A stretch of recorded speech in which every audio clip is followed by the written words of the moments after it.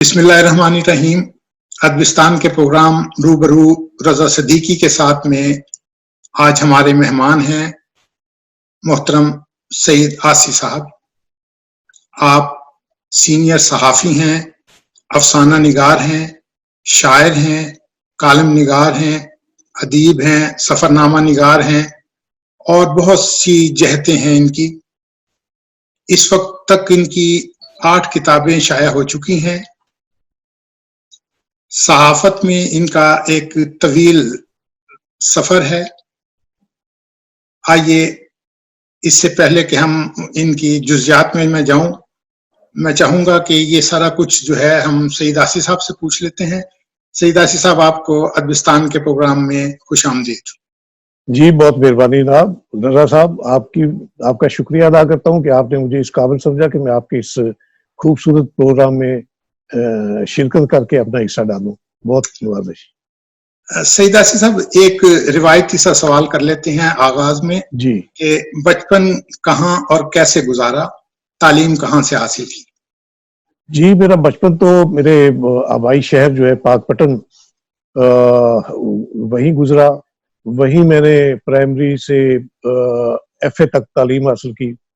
Primary मैंने वहाँ एक गवर्नमेंट का प्राइमरी एमसी प्राइमरी स्कूल था, वहाँ से मैंने 5वीं तक तालीम हासिल की। फिर मैंने government college government high school Pakpattan में एडमिशन लिया 6ठी क्लास में, और मैट्रिक तक मैंने वहाँ तालीम हासिल की। उसके बाद फिर गवर्नमेंट फरीदिया कॉलेज पाकपतन में मैंने एडमिशन लिया। पहले मैंने प्री मेडिकल में एडमिशन लिया था, लेकिन चूंकि मेरा मिलान नहीं था उसकी तरफ, तो फिर मैंने 2 महीने बाद अपने सब्जेक्ट चेंज कर लिया और फिर मैं आर्ट्स की तरफ आ गया। तो बस ये मेरी शुरुआत है तालीम की, जो पाकपटन से हुई। और उसके बाद फिर आगे का सफर जो है वो साहिवाल से होता हुआ लाहौर तक, और अब मुश्किल पड़ाव लाहौर में ही है। जी, साहिवाल में तो गवर्नमेंट कॉलेज में आप रहे, आप वहां पे आपकी जी, जी, हम और आप इकट्ठे ही जी, जो है इकट्ठे ही थे। सरगर्मियों में भी हिस्सा लेते जी, जी, रहेगा। बिल्कुल, बिल्कुल। जो मेरा ख्याल है हम साहिवाल शिक्षक फेलो कॉलेज भी थे। में बज़्म सुखन और बज़्म जी, अदब जी, जो जी, जी। है वो हाँ, उसका बिल्कुल। भी उसमें और वो एक पंजाबी ताल्लुक है। पंजाबी ये तो संगत खैर एक। चीज है। जी, गमे जी, रोजगार जो है वो आपको सहाफत की तरफ ले गया। जी, जी। अब ये बताइए कि शायरी की तरफ आप किस तरह आए? ये शायरी की तरफ ऐसे है कि मेरा शुरू से ना एक मेरा जो एक घर का माहौल जो था, वो इस नौयत का था कि हम आपस में जो है बहन भाई वालिदैन के साथ और आपस में एक दूसरे के साथ भी खुल के बात नहीं कर सकते थे। ऐसे वो वालिद साहब की एक तबीयत का मिलान ऐसा था कि हम खुलकर जो है ना उनसे कुछ डिस्कस कर सकते थे, ना खुद से बात कर सकते थे। तो इस तरह ये घुटन के इस माहौल में जो है ना, मेरी ज़ाहिर है उसमें कई रास्ते फिर निकलते हैं इंसान की ज़िंदगी के। कई रास्ते बुराई की तरफ जाते हैं, कई अच्छाई की तरफ जाते हैं। तो कुदरत ने मेरे लिए जो फिर जिस रास्ते का चुनाव किया, वो अदब का रास्ता था। तो उसमें एक आप यूँ समझिए कि एक कुदरत की तरफ से मेरे ज़हन में ये एक आवर्द और आमद का सिलसिला जो है, ये बचपन से ही शुरू हो गया था। जब मैं प्राइमरी में था तो उस वक़्त मुझे शौक चुराया, मैंने पेंटिंग्स शुरू की। जो मशाहीर हैं, मसला कायद-ए-आज़म, मोहम्मद अली जौहर, इल्ताफ़ हुसैन अली, इनके मैंने कैरिकेचर्स बनाए। तो वो भी बस छुप-छुपा के घर में बैठ के। तो एक दिन मेरे टीचर को खबर हो गई कि वो ये आप ऐसा काम भी करते हैं, तो उन्होंने मुझे इसरार करके मुझसे वो ये मेरे कैरिकेचर्स जो है वो मुझसे लिए, और देखकर वो शशदर हुए कि इतनी छोटी उम्र में इतनी पुख्तगी है आपके कलम में। तो बहरहाल बहुत हौसला अफ़ज़ाई हुई, ये सिलसिला कुछ देर चलता रहा। उसके बाद फिर जब मिडल में मैं आया तो फिर मैंने अचानक ही एक कहानी का खाका मेरे ज़हन में आया, जो प्लॉट आप कहें कहानी का, तो वो मैंने अपने जो होमवर्क वाली जो कॉपी थी, उस पर मैंने लिख ली। तो वो एक अच्छी खासी कहानी बन गई। तो इस तरह बस चलते-चलते ये जो अदबी मिलान है, फिर मैट्रिक में मैं पहुँचा, तो फिर शायरी की तरफ जो है, वो मेरा मिलान उस वक़्त शुरू हो चुका था। तो असल में ऐसे है कि वालिद साहब का अपना भी जो है ना, बहुत एक वो ज़रख़ेज़ ज़हन था अदबी हवाले से। उन्होंने गुलिस्तान, बोस्तान अज़बर की हुई थी, अल्लामा इक़बाल की उन्होंने शायरी जो है वो उन्हें अज़मत थी। तो वो कभी-कभी जो है ना, मुझे भी उनकी एक अलग से महफ़िलें होती थी। तो कभी कभी मुझे भी मौका मिल जाता था उनकी बातें सुनने का, तो उससे भी मुझे एक जो है ना एक थोड़ी सी रगबत हुई।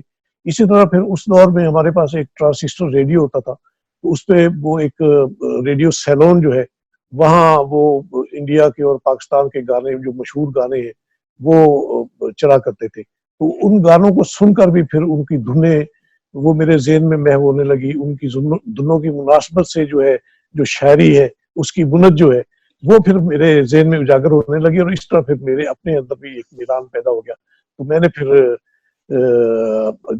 हिम्मत करके एक पोएट्री भी शुरू कर दी। तो बस इस तरह फिर सिलसिला शुरू हो गया। और जामिया फरीदिया कॉलेज पाकपतन में जब मैंने एडमिशन लिया, तो आप ये सुनकर हैरान होंगे कि एक 9वीं जमात का जो इम्तिहान था ना, उसका उर्दू का पेपर मैंने फिर बदी सारा पोएट्री में दी। वाह, उसके उसके आंसर दिए मैंने। दिल में सही। खौफ भी था कि इस मजमून में तो टीचर मुझे फेल कर देंगे। वो भी बड़े अदब नवाज गुलाम यासीन अफगानी साहब थे हमारे टीचर, उर्दू के बहुत अदब नवाज शख्सियत थे। जब उन्होंने पर्चा देखा तो वो हैरान हो गए कि ये ऐसे इन्होंने सवाल किया, और उसमें मुझे पूरी क्लास में मैं अव्वल आया। बहुत हौसला अफजाई की उन्होंने अफगानी साहब ने मेरी। तो इस तरह मेरी एक हिम्मत बनी और फिर ये सिलसिला चल निकला फिर। तो इसका मतलब ये हुआ कि पहली पहली चीज जो आपने लिखी वो तो कहानी थी, तो वो हाँ, कहीं पहली कहानी, छपी? पहली पेंटिंग थी, उसके बाद कहानी और उसके बाद पोएट्री। तो वो कहानी कहीं छपी? नहीं, छपी नहीं। वो कहीं मेरी, अगर मैं कहीं तलाश करूंगा तो मेरी वो रिकॉर्ड में से कहीं मिल जाएगी, लेकिन छपी नहीं। छपी फिर अच्छा बाद में ये बहुत तो बेशुमार कहानियां छपी फिर। अच्छा ये तो इसमें मेरी सया मेरी जी। मेरा अंदाजा था या इशारा था कि गम रोजगार जो है आपको सहाफत की तरफ ले गया। जी जी। लेकिन अब अगर लगे हाथों जो है ये जो आपका सहाफती सफर है, इसकी भी कुछ कहानी सुना जी दीजिए। हाँ, इसकी इसकी ऐसे है कि बाला साहब मेरे जो है ना, वो चाहते थे कि मैं वकील बनूं। उनका इसरार था। अब मैं तो गुस्ताखी कर ही नहीं सकता था कि मैं उनके साथ कुछ जिरा करूं कि मैं नहीं, मेरा फ्यूचर ऐसा होना चाहिए। वो उन्होंने जो है ना अपने बीए के बाद मुझे पकड़ा और लाहौर ले आए। लाहौर में उनके पंजाब यूनिवर्सिटी में एक उस वक्त जो कंट्रोलर थे वो उनके दोस्त थे, तो उनके पास ले गए। वहीं बैठकर उन्होंने, कंट्रोलर साहब ने ही मेरा एडमिशन का form Punjab university law college के लिए एडमिशन का फॉर्म फिल किया और वहां सबमिट करा दिया, और इस तरह मेरा वहां एडमिशन हो गया पंजाब यूनिवर्सिटी लॉ कॉलेज में। एफईएल में मेरा एडमिशन हो गया। तो बस उसके बाद फिर जाहिर मजबूरी थी, मजबूरन फिर मुझे ये, मैं चूंकि आ गया मैं लॉ की तरफ, तो फिर मुझे लॉ पास भी करना पड़ा। मेरी अपनी जो ख्वाहिश थी उस वक्त वो ये थी कि मैं कोई एमए करके उर्दू में या इस्लामियात में या किसी और सब्जेक्ट में मैं कोई कहीं लेक्चरार हो जाऊं, जो जो मेरा ज़हन का मिलान था एक अदब के हवाले से भी, कि चले इस तरह मेरा जो एक ना एक रास्ता मुतय्यन हो जाएगा। लेकिन वो भारत साहब के इसरार पर मैंने लॉ किया। लेकिन लॉ में भी चूंकि मेरे मिलान नहीं था कि मैंने इस तरफ आना है, तबीयत जो उस तरफ आती ही नहीं थी, तो मैंने लॉ की तालीम के दौरान ही ना पार्ट टाइम जॉब मैंने शुरू कर ली रोजनामा विफाक में, ये 75 में। तो इस तरह फिर मैं दिन में यूनिवर्सिटी लॉ कॉलेज में क्लासें अटेंड करता था, और शाम को मैं पार्ट टाइम जॉब के लिए रोजनामा विफाक में एज सब एडिटर में फिर वहां मैंने जॉब शुरू दी। तो इस तरह फिर ये मेरा सहाफत का सफर भी इस तरह शुरू हो गया। और साथ फिर यूनिवर्सिटी लॉ कॉलेज में भी ऐसा हुआ कि उसका जो मुजल्ला था उसका मैं उर्दू और पंजाबी का एडिटर बन गया। तो इस तरह फिर यानी अल मीज़ान जो मुजल्ला था, इस तरह फिर ये सिलसिला सहाफत की तरफ जो है ना, वो मेरा स्मूथली फिर वो चल पड़ा। जब मैंने लॉ कर लिया, क्लियर कर लिया, तो उसके बाद भी मैंने कंटिन्यू रखा इस जॉब को। विफाक से फिर मैंने रोजनामा आज़ाद को ज्वाइन किया। उस वक्त विफाक भी बहुत टॉप क्लास का अखबार था, क्योंकि वो उस वक्त तर्जमानी कर रहा था पीएनए की तहरीक की, लाखों में उसकी इशाअत थी उस वक्त। उसके बाद फिर अब्बास अतर साहब ने रोजनामा आज़ाद निकाला, funded by Tehreek Istiklal. Tehreek Istiklal Asad Khan साहब की उस वक्त जरूरत थी, वो कुछ अपना अलग तशख्खुस बनाना चाहते थे पीएनए से, तो उन्होंने फिर फंडिंग करके रोजनामा आज़ाद निकाला। तो आज़ाद में मैं एज हाई कोर्ट रिपोर्टर मेरी ज्वाइनिंग हुई फिर। यानी कि ला और आपके काम आना शुरू हुआ। हाँ हाँ, वो ला मेरे काम आया। और इस तरह कि उस वक्त शुरू हो चुका था Bhutto murder case Lahore high court के फुल बेंच में। तो मुझे उन्होंने फिट समझा कि इस केस की कवरेज मैं ही कर सकता हूँ एज लॉ ग्रेजुएट भी। तो वाकई में वो ठीक है, वो मेरा एक्सपीरियंस भी बहुत अच्छा रहा। और मुझे जो जो यानी कि मैं चाहता था, एक क्रिएटिविटी जो प्रोफेशन में मैं चाहता था, उसका भी मुझे मौका मिल गया। तो वो केस चलता रहा, कुछ 3 महीने वो केस चला, मैंने कवर किया उसका।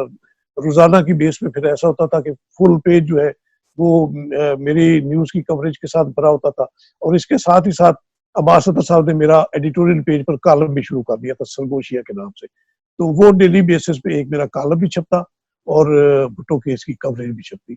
और बहुत माशाल्लाह ऐसे ऐसे महसूस होता था कि यही मेरी मंजिल है और यही मेरा मुस्तकबिल है। इस दौरान आप रजा भाई ऐसा हुआ कि सीएसएस के लिए एडवर्टाइज हुई, तो मैंने भी दाखिला भिजवा दिया। दाखिला भिजवाने के बाद यानी कि ऐसा नशा था इस प्रोफेशन का, जर्नलिज्म के, कि मेरा दिल ही नहीं किया कि मैं उसमें इम्तिहान में बैठूं। इसलिए मैं इम्तिहान में बैठा ही नहीं और मैंने इसी को एज ए प्रोफेशन जो है ना, ये सिलसिला फिर मैंने अपना जारी रखा। फिर आज़ाद से फिर मैं वापस, आज़ाद बंद हो गया, फिर वो सदाकत निकाला था मियां मोहम्मद शफी मीम शीन साहब ने ज़हूर आलम शहीद साहब की मुआवनत से। फिर मैं वहां चला गया, वहां भी एज हाई कोर्ट रिपोर्टर। और वहां से फिर मैं वापस विफाक में आ गया। विफाक में फिर मैं 1980 तक में वहीं था।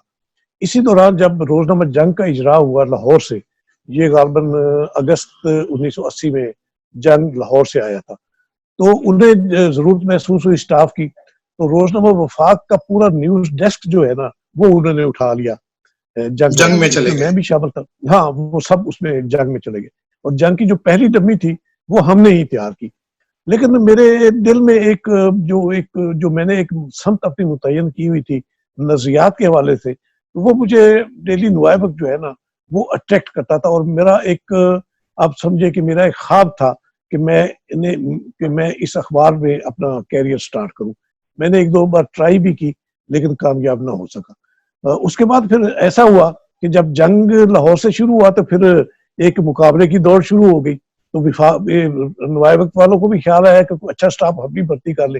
तो उन्होंने जनाब मुझे फिर लेटर लेकर, बाकायदा आरिफ निजामी साहब ने लेटर मुझे लिखा कि आप हमारे पास आए। तो मैं आप समझे कि मेरी तो, ऐसे समझे कि मेरी तो कोई खजाना जैसे निकल आता है, ऐसा खुशी की इंतहा जाहिर ना है, रही जब मुझे। तो मैंने अपनी वो सारा पसंद की कुछ जंग में सारा कुछ उसी वक्त मैंने रिजाइन किया, छोड़ छाड़ के इधर नुआए वक्त में आ गया। नुआए वक्त में भी आते ही जो है ना, एक कठिन मरला मेरे लिए बाकायदा एक टेस्ट और इंटरव्यू का, और बहुत वो सख्त मरहला होता था। मजीद निजामी साहब ने खुद जो है ना, एक ये न्यूज वीक का एक आर्टिकल मुझे दिया कि आप इसको ट्रांसलेट करके, इतने वक्त है आपके पास और इसको ट्रांसलेट करके मुझे भिजवाएं। उस वक्त तौसीफ अहमद खान साहब शिफ्ट इंचार्ज थे। उन्होंने निजामी साहब ने उन्हें असाइन किया कि आप इनका जो है ना ये करवा के तो आप मुझे भिजवा दें। वो मैंने कर लिया, अल्लाह का करम था, इतना तो हो ही जाता था। फिर तो मैंने मुकर्रर टाइम में उसका ट्रांसलेशन की। तौसीफ साहब भी जो उस पर मुतमिन हुए, उन्होंने निजामी साहब को यानी कि मेरी अप्रूवल करके उन्होंने भिजवा दिया कि ये फिट है एज सब एडिटर।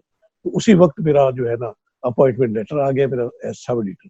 अब देख लीजिए, ये 6 सितंबर, मुझे एग्जैक्ट डेट याद है, 6 सितंबर 1981 मेरी ज्वाइनिंग हुई रोजनामा विभाग में।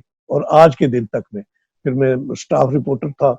उसके बाद फिर मैं पहले मैं सब एडिटर था न्यूज डेस्क पर। फिर निजामी साहब ने ही मुझे जो है ना, मुझे मैगजीन में भिजवाया। मैगजीन में कोई मैंने 3-4 एडिशन किए, जिसमें अदबी एडिशन भी था, सियासी एडिशन भी था, बच्चों का एडिशन भी था। तो ये मैं करता रहा। उसके बाद फिर मैं निजामी साहब के कहने पर ही फिर मैं शिफ्ट हो गया रिपोर्टिंग में। रिपोर्टिंग में मैंने बहुत अरसा गुजारा, 25 साल मैंने रिपोर्टिंग में गुजारे नुआए वक्त में। और बड़ी अहम मेरी बीट्स होती थी उस वक्त, खास तौर पे जो एमआरडी की एक मूवमेंट थी, वो मेरी बीट थी। हाई कोर्ट, सुप्रीम कोर्ट मेरी बीट थी। तो बहुत एक लुत्फ आता था। फिर लाहौर की डायरी भी मैं लिखा करता था, पॉलिटिकल डायरी। तो इस तरह ये सिलसिला चलता रहा। तो फिर 2006 में निजामी साहब ने मेरे साथ मुझे बुला के ख्वाहिश का इजहार किया कि मैं चाहता हूँ कि आप हमारी एडिटोरियल टीम का हिस्सा बन गए। तो मैंने उन्हें कहा कि मैंने पहले भी आपकी मर्जी के मुताबिक ही, मेरी तो कोई चॉइस नहीं, जो आप कहते हैं मैं, जो आप साइन करते हैं उस पर मैं काम शुरू कर देता हूँ, तो आपकी ये ख्वाहिश है तो मैं इसको भी ओबे करूंगा। तो उस वक्त फिर उन्होंने उसी वक्त जो है ना मेरे ऑर्डर कर दिए एज असिस्टेंट एडिटर। अब तवील अरसे जी से जी कालम निगारी कर रहे हैं। जी नवाए जी वक्त के अदालती सफ़े पर आपका जी कालम बैठक के नाम से छपता है। क्या कालम निगारी में जी जी। अपने अलावा भी कोई किसी और कालम निगार को पसंद करते हैं? हाँ देखिए, कालम निगारी मैंने आपको जैसे मैंने बताया रोजनामा आजाद से 77 उस वक्त से मैंने शुरू की कालम निगारी। और उस वक्त आपको पता है कालम निगार बहुत पाए के कालम निगार होते थे। मुन्नो भाई थे, अब्दुल कादर हसन थे, अताउल्ला कासमी, नौबल उस कालम निगारों में उस वक्त शामिल होते थे।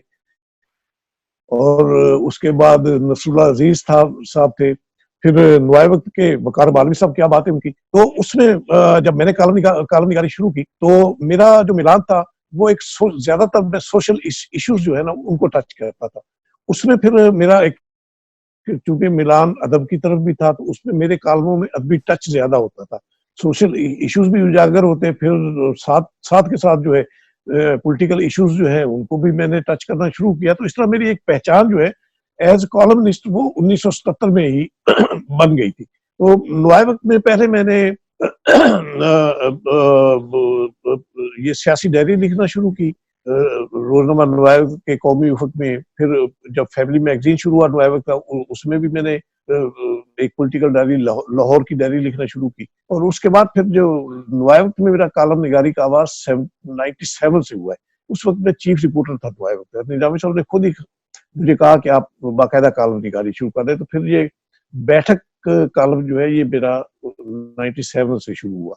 तो उस वक्त से अब तक ये तसलसल के साथ ये कालम का सिलसिला चल रहा है। तो आपने मुझे मुसलसल छप ये रहा है। पूछा कि मैं कोई इंस्पायर हूँ किसी कालम निगार से, तो यकीनन बंदा इंस्पायर भी होता है जी जी, इंस्पायर भी होता है बंदा, लर्निंग भी होती है बंदे की।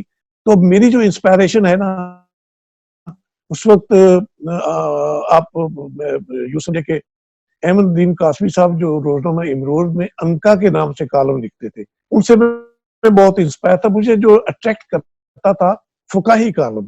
फुकाही कालम ये है कि इसमें बंदा जो है ना एक संजीदगी का जो माहौल तारी होता है उससे बंदे को बाहर निकाल लेता है। फुकाही कालम एक एक हकीकत की लाइफ में ले आता है, यानी कि हल्का फुल्का जिस लाइफ की जो रियलिटीज है उनको टेकअप करके बंदा जब लिखता है ना तो वो बहुत यानी कि एक ज़हन पर एक असर डालती है।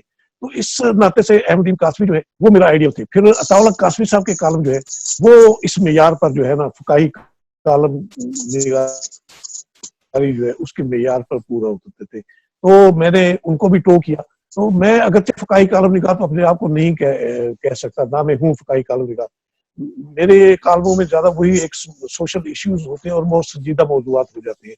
इसमें मेरा सिर्फ एक खासियत सिर्फ ये है, एक अदबी टच जो है ना वो मेरे कालमों में मेरी इनफरादी हैसियत जो है ना वो उसको थोड़ा सा एक इनफरादी तशक्कुर जो है वो पैदा हुआ है। अब इस वक्त सूरत हाल अब ये है कि कालम निगारी की सनफ में आप देखें जितने भी कालम निगार है वो समझे कि वो सारे के सारे जो है ना एक मुफाद परस्ती का जो एक दौर चल पड़ा है वो उन्होंने अपनी अपनी अपनाहे ली हुई सियासी जमातों में और मुख्तलिफ तंजीमों में। वहां से वो जो है एक आप ये समझ ले कि एक किस्म का जो है एक किस्म का कारोबार जो है कालम निगारी के नाते वो चल रहा है। तो इसको मैं तो कालम निगारी के जुमरे में नहीं समझता। आज की जो कालम निगारी है इसमें बिल्कुल कालम नहीं, इसमें जाती अनाओं की तस्कीन है, इसमें दूसरों के मुफादात की निगहदाश्त है और अपने मुफादात की रखवाली है। उसकी बुनियाद पर ही कालम लिखे जाते हैं और उसी बुनियाद पर जो है ना अखबारात की कालम निगार मजबूरी बने हैं। जिस तरह आज आप देख रहे कि जो एंकर्स है जो है हजरात जो है वो इलेक्ट्रॉनिक मीडिया में मीडिया मालकान की जो है मजबूरी बने हुए हैं, इसी तरह जो कालम निगार है वो प्रिंट मीडिया में प्रिंट मीडिया के मालकान की मजबूरी बने हुए। तो ये सिलसिला बहरहाल मेरी जो एक कालम निगारी का सफर है वो अपने अंदाज में चल रहे। और मैं कम से कम मैं अपनी जात की हद तक सेटिस्फाइड हूँ और नहीं, मुझे वो तो फीडबैक भी बहुत मिलता है कारीगरों की तरफ से। अब तो चूंकि एक नजरियाती अखबार में और जी जी नजरियाती तौर पे रहे हैं, तो इसलिए, और साथ जी जी चूंकि अदीब हैं, तो इसलिए आपके कालम जो हैं उनकी नौयत तो थोड़ी डिफरेंट किस्म की है, और जी आपका जी अपना बिल्कुल नुक्ता बिल्कुल नजर है जो आप उसमें बयान करते हैं। अच्छा, अब हम जी आते हैं बिल्कुल, कोई आपकी शक नहीं। असली जिहद की तरफ, यानी शायरी की जी तरफ। आपने जी जी पंजाबी में 2 मजमूए शाया कराए जी जी और उर्दू में एक शाया किया, तो जी क्या बिल्कुल। उर्दू शायरी आपको ज्यादा पसंद नहीं है? आप को बताऊं कि मैंने पोइट्री का आगाज जो है ना वो उर्दू शायरी से ही किया था। अब हम तो चूंकि रहे गवर्नमेंट कॉलेज साहिवाल में, वहाँ जो अदबी जो नशिस्तें होती थी, वहाँ मैं उर्दू पोइट्री ही पेश किया करता था। लेकिन हुआ ऐसे कि आपको याद होगा हमारे जो वाइस प्रिंसिपल थे नजीर बल्ली साहब, वो बहुत सैडिस्ट किस्म के आदमी थे। एक अदबी नशिस्त थी, उसमें मैंने अपने उर्दू कलाम सुनाया ना, तो उन्होंने मुझे डायरेक्ट मुखातब होते हुए कहा कि आप तो कभी शायर नहीं बन सकते। फिर उन्होंने मुझे चैलेंज किया कि ये आपकी उर्दू शायरी है, तो आप पंजाबी शायरी करके दिखाएं। मैंने वो चैलेंज कबूल कर लिया। मैंने कहा ठीक है जी, मैं पंजाबी शायरी कर लेता हूँ। तो उसके बाद मैंने जनाब पंजाबी लिखना शुरू की। वो ऐसी हिट हुई कि गवर्नमेंट कॉलेज साहिवाल में मेरा ख्याल है पंजाबी पोइट की हैसियत से मेरा एक अलग तशख्खुस कायम हो गया। फिर वहाँ जो जो मुजल्ला था साहिवाल, उसमें भी मेरी पोइट्री जो है पंजाबी पोइट्री काफी पब्लिश हुई। तो इस तरह जो मेरा ये सफर जो है ना पंजाबी पोइट्री का, फिर उर्दू शायरी के साथ साथ फिर पंजाबी शायरी का सफर भी शुरू हो गया। और इसमें मुझे ज्यादा इसलिए लुत्फ आया कि ये मेरी अपनी मादरी जबान जो है उसमें ये शायरी थी, और इसमें मुझे एक सहूलत भी मिलती थी। एक जो जहन का मिलान था पोइट्री की तरफ, उसमें फिर वो शायरी की बुनत करने में, शेर वो रदीफ काफिया जोड़ने में जो है ना, वो मुझे आसानी होगी फिर पंजाबी पोइट्री में। तो इस तरह ये सफर फिर आज भी जारी है। पंजाबी पोइट्री भी चल रही, उर्दू पोइट्री भी साथ के साथ चल रही। अच्छा सईद असफ, ये जो सोच समंदर है आपका, ये जी जी नज्मों और गजलों का मजमुआ है। जी जी शायर आमतौर पर इन्हीं 2 सनफों के अंदर जो है शेर कहते हैं, जी जी। लेकिन दूसरा पंजाबी का मजमुआ रमजान जो है, वो आपका सूफियाना किताब पर मुश्तमिल है। जी जी बिल्कुल। क्या इसकी वजह ये है कि आप बाबा फरीद की नगरी से ताल्लुक रखते हैं, तो वहां का असर आप में आया हुआ है, या ये आप डेलिबरेटली ये वाली शायरी करते हैं? नहीं नहीं, आपने बिल्कुल दुरुस्त निशानदेही की। पाकपटन का जो असर है वो बदरजा तो मेरी पोइट्री में भी और मेरी दूसरी तहरीरों में भी झलकता है। चूंकि एक अदबी माहौल था, हमारे अपने घर का भी अदबी माहौल था। मैंने जैसे आपको बताया कि वालिद साहब का एक अदबी मिलान था, तो एक सूफियाना जो रंग जो है ना, वो मुझ पे उस माहौल की वजह से ऑलरेडी चढ़ा हुआ था। तो मैंने जो अपना मेरा पंजाबी का पहला जो मजमू है सोच समुंदर, वो मानून भी मेरे पाकपटन से किया है। उसमें मैंने लिखा हुआ है कि पाकपटन की उन फिजाओं के नाम जहां मेरे साथ मेरी शायरी परवान चढ़ी। और फिर मैंने एक शेर लिखा है कि पाकपटन दे प्यारिया इश्क तेरे ने मोली में। तो इस तरह आप अंदाजा लगा सकते हैं कि ये मेरी जो एक सूफियाना जो रंग है, वो फिर ज्यादा उजागर ज़ाहिर है मेरी दूसरी किताब में जो किताब की शक्ल में सामने आई है, वो बिल्कुल जो हमारे क्लासिकल सूफियाना शायर हैं उनके रंग में है। तो उसमें आपको यकीनन वो झलक मिलेगी, बाबा फरीद के कलाम की झलक मिलेगी आपको, बाबा बुल्ले शाह के कलाम की, मियाँ मोहम्मद के कलाम की वो झलक आपको उसमें नजर आती है। तो ये एक मेरी आप समझे कि अब आगे चल के जो मेरे एक ज़हन बन रहा है वो यही है कि ज्यादा मैं इसी तरफ एक तवज्जो दूं कि मैं सूफियाना शायरी जो है उसकी रमजो तरफ जाने का आपका प्रोग्राम? उसकी तरफ मैं ज्यादा। अच्छा, ये बताइए कि आप शायरी में किस किस से मुतासिर हैं? शुरू में तो देखे जी, मैंने सबसे ज्यादा इसको साहिर लुधियानवी को पढ़ा। एक यानी कि समाजी नाहमवारियों के हवाले से, जिस तरह मैंने आपको बताया मेरे एक ज़हन में जो खाका था, साहिर लुधियानवी ने मुझे बहुत मुतासर किया। फिर सागिर सदीकी, उसके बाद फिर नासिर काज़मी, और फिर मैंने अहमदीन कासमी को बहुत ज्यादा पढ़ा। उन्होंने मुझे बहुत ज्यादा इंस्पायर किया। तो ये मेरा एक जो है ना, आप समझिए कि एक गाइडलाइन जो है। अगरचे फैज को भी मैंने पढ़ा, गालब भी पढ़ा मैंने, जो क्लासिकल शायर है। इसी तरह जोश को भी मैंने, यानी कि कोई शायर मैंने छोड़ा तो नहीं, पढ़े मैंने सारे ही है, लेकिन जो इंस्पायर जिन्होंने मुझे किया वो तो वो जाहिर है कि बेसिक, जब आप गवर्नमेंट वो कॉलेज बेसिक। साहिवाल में जी थे, वहां की लाइब्रेरी में भी आपने जी बहुत कुछ पढ़ा। जी, बिल्कुल जी, तो बिल्कुल बिल्कुल। लेकिन उसमें ऐसे ये होता है ना कि जो कोई शायर आपको पसंद होते हैं या शायरी किसी की हम्म। पसंद आती है, तो जी जी। उसका रंग जो है वो आदमी पे हाँ, आ जाता है। वो आ जाते हैं आदमी पे, बिल्कुल। तो अच्छा, मेरी शायरी में भी ज्यादा रंग आपको, जो मेरी नज़में है ना, उसमें वो सैर सैर उद्यानी की झलक आपको नजर आएगी। अच्छा। काफी सही नज़में मेरी ऐसी सही हैं। सही सही सही। जी जी अच्छा, आपने सफरनामे भी दो तहरीर किए। जी जी जी जी। उन्हें तहरीर करते हुए आप क्या समझते हैं कि आप उनको तहरीर करते हुए आप सयाह थे या अदीब? मैं सयाह से पहले अदीब हूँ, ठीक है ना।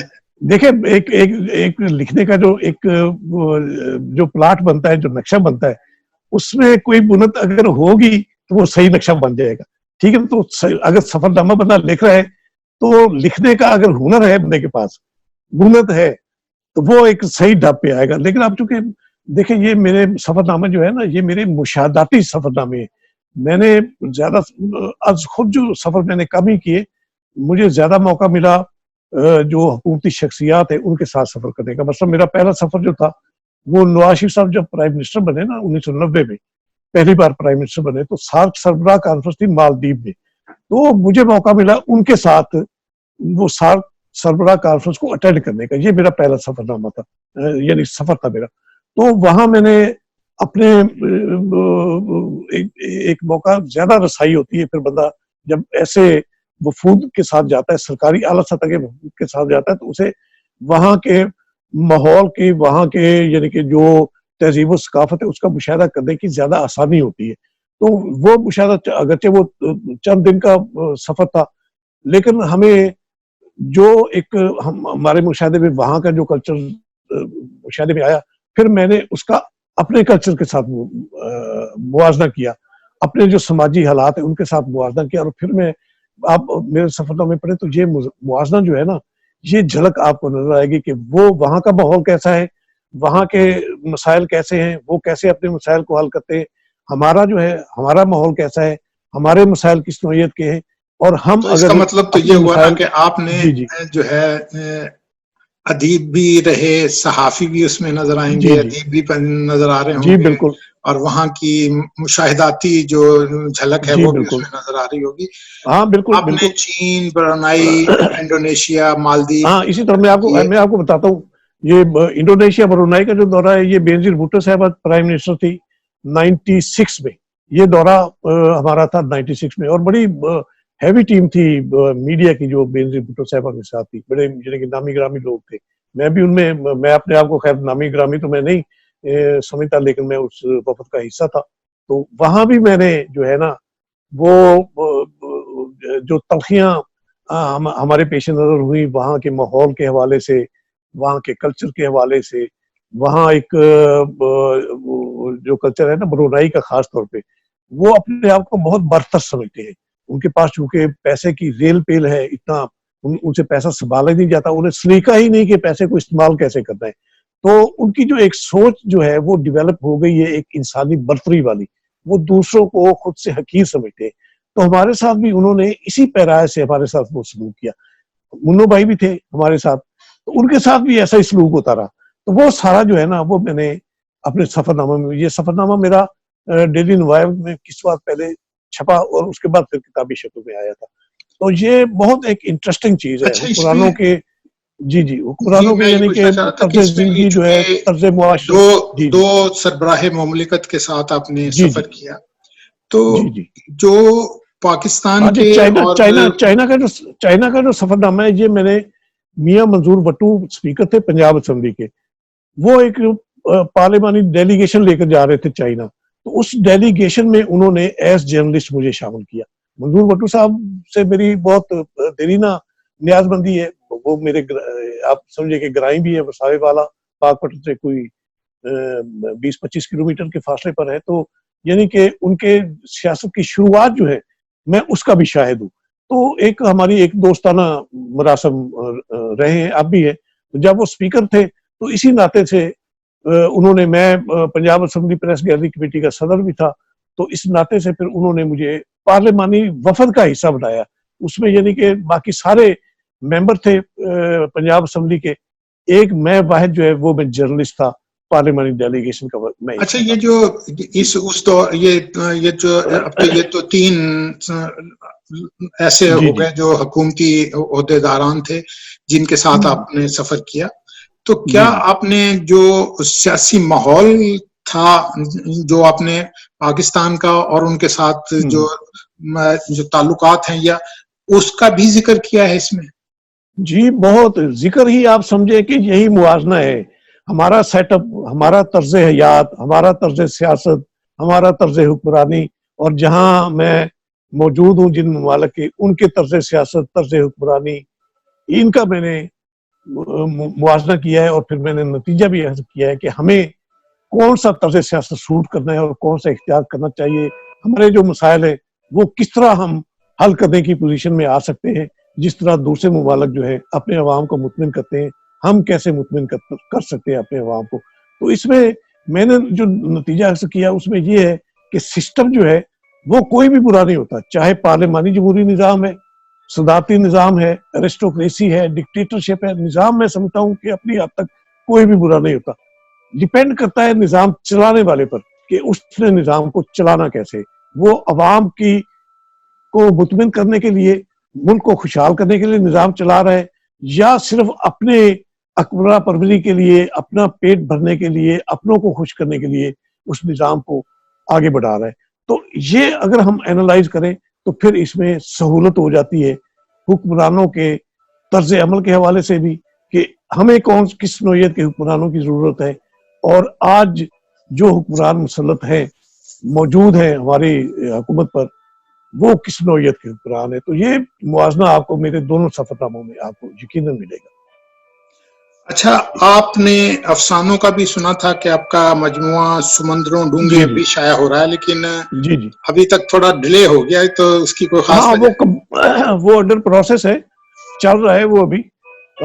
उसमें असल में हुआ कि मैंने पंजाबी अफसाने ज्यादा लिखे, उर्दू अफसाने कुछ कम थे। तो फिर मेरे ज़हन में अब ये सोच पैदा हुई कि मैं उर्दू अफसानों को भी पंजाबी में डाइवर्ट करके तो एक पंजाबी मजमूआ कलाम, जो अफसानों का जो है ना, कहानियों का मजमूआ, वो मैं शायद करूँ। इसके लिए डॉक्टर सुब्रत सदफ साहब जो है, वो ये इसकी पलाक की जब मैनेजिंग डायरेक्टर थी, तो उन्होंने मुझे ये इस पर कायल किया था कि ये आपकी जो है ना पंजाबी कहानियों की किताब जो है ना वो शाये की जाए। तो उनके पास मुसवदा पड़ा हुआ है, अभी वो नहीं है पलाक में।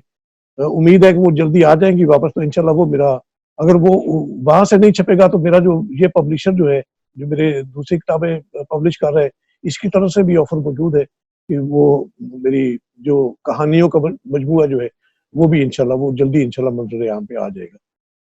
जी। अच्छा, अफसाना लिखते हुए आप कहानी को अहमियत देते हैं या असलूब को? देखिए, कहानी होगी तो कोई बात बनेगी ना।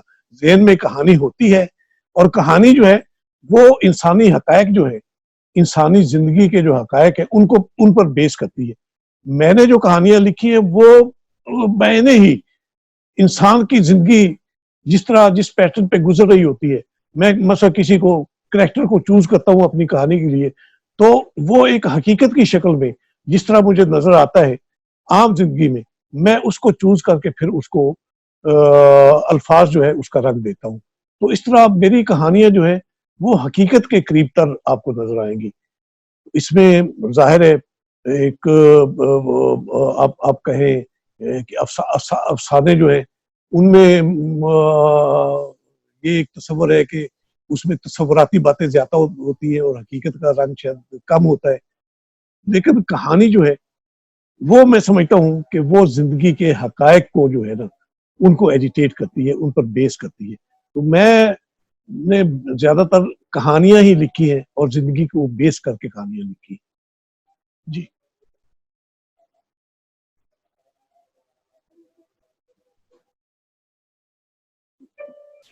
कुछ कलाम सुना दीजिए कुछ, ताकि हमारे सामीन जो हैं जी जी उनके लिए कुछ अपना कलाम।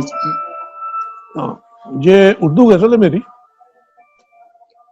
ये मेरे जो अभी मेरा जो मजमूआ कलाम शाये होना है उसमें शामिल है कि पांव जमते हैं न दस्तार संभाली जाए, अब तो बस इज्जत सादात बचा ली जाए। अब ऐसा है कि दम घुटता नजर आता है, करके तदबीर कोई ताजा हवा ली जाए। और कुछ तो असबाब हैं इस बेसरो सामानी के, अपने अहबाब की तारीख खंगाली जाए। और अब दुआओं में भी तासीर नहीं है शायद, कैसे बिगड़ी हुई तकदीर बना ली जाए। और वैसे तो दुख है कि बढ़ते ही चले जाते हैं, फिर भी ये अदल की जंजीर हिला दी जाए। जिसके सम्राट तसव्वुर में बसे रहते हैं, ये जमहूरियत पर मैंने फप्ती कसी है कि जिसके सम्राट तसव्वुर में बसे रहते हैं, उस पे टूटी हुई उफ्ताद तो टाली जाए। और आखिरी शेर है कि भूख बढ़ना ही बगावत का सबब है आसी, ये रिवायत मेरी सरकार न डाली जाए। और ये आज के हालात में जिस तरह भूख को हम दावत दे रहे हैं, मेरा ख्याल है ये हमारे लिए बहुत अलार्मिंग है। और इससे मैं अपने कालमों में भी अपने जो रूलिंग क्लासेस हैं उनको यही कहता हूँ कि आप ये भूख के असबाब पैदा ना करें, ये बहुत संगीन असरात पर मुंतमिक होते हैं।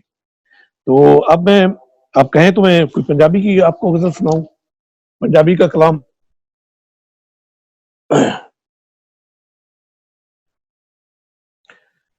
ये पंजाबी की एक गजल है जो मेरी सोच समंदर में मौजूद है कि बिट बिट तकदियां अखां थकियां, गुमियां रावां लब ना सकियां, वेले दी गल उस तो पुछो जिस वेले दियां तूड़ां फकियां। और बाहरों पिन्नन टुर चलिया सी, यानी मांगने, बाहरों पिन्नन टुर चलिया सी, घर दियां हांडियां कुत्तियां लकियां।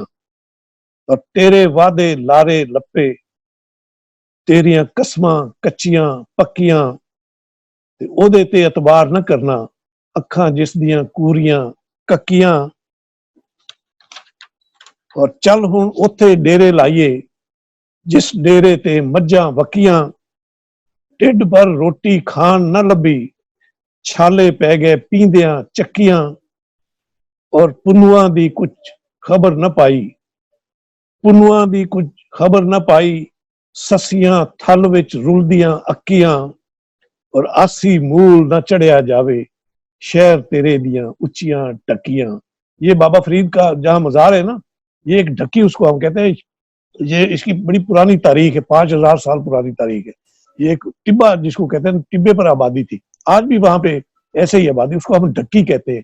वो बड़ी तंग गलियां होती हैं और सीढ़ी, यानी कि सड़क जो है वो सीढ़ी नुमा होती है, उस पर चढ़ कर जाते हैं। और बंदा जो है, नौजवान आदमी भी जो है ना, उसको लग पता जाता है जब वो मंजिल पर पहुंचता है चढ़ते चढ़ते। तो ये मैंने उस माहौल को सामने रखकर ये शेर मैंने कहा था कि आसी मूल न चढ़िया जावे, शहर तेरे दियां उच्चियां टक्कियां। जी। और एक पंजाबी एक नज़म और ये छोटी बहर में ही है कि कंधा उत्ते मार के लीका, कंधा उत्ते मार के लीका, खबरे किन्नू रोज उड़ीका। नवियां सदरां दा ए पिंजर, मोइयां सदरां नाल तरीका। अगे वध के फाहे ला दे, भुगतन आवे कौन तरीका। सानू किथे वसन देना, साडे शहर दियां वसनीका।